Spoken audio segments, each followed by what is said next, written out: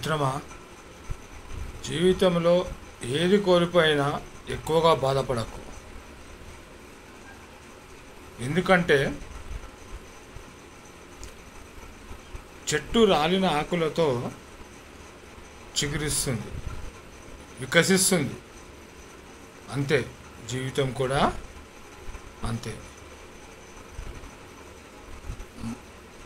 మనమంటే లెక్కలేని వాళ్ళను మనం లెక్కలేనంతగా ఇష్టపడకూడదు.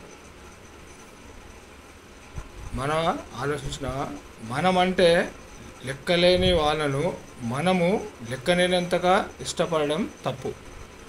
అదే ఈ జీవితంలో కోల్పోవడానికి కారణం.